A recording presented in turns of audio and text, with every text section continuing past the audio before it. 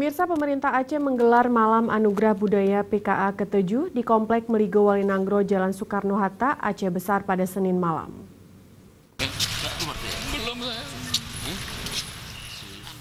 Anugerah Budaya Pekan Kebudayaan Aceh sebagai bentuk wujud nyata pemerintah Aceh bagi pemerhati sejarah, adat dan seni budaya.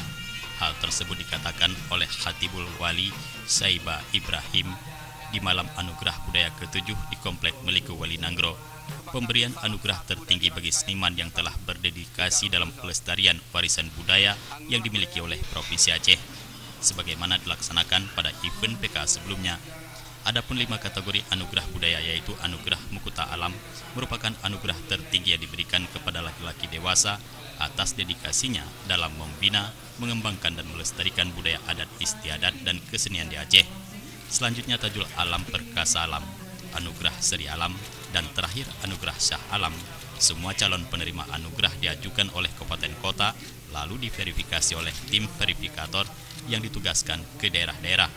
Kemudian tahapan selanjutnya calon penerima anugerah budaya diwajibkan untuk mempresentasikan karya dan kerja nyata yang telah dilakukan selama ini.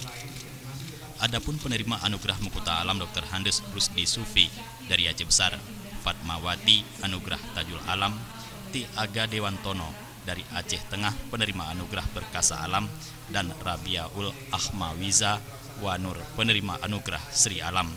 Dan yang terakhir 25 orang lainnya penerima anugerah Syah Alam. Anugerah tersebut diserahkan oleh Khatibul Wali, Disbud Par Aceh, Panglima Kodam Iskandar Muda, dan Wakapolda Aceh. Anugerah budaya ini merupakan wujud penghargaan pemerintah Aceh kepada masyarakat, khususnya insan budaya yang telah mengabdi dan mendedikasikan diri serta berjasa dalam pelestarian sejarah, adat, seni dan budaya Aceh.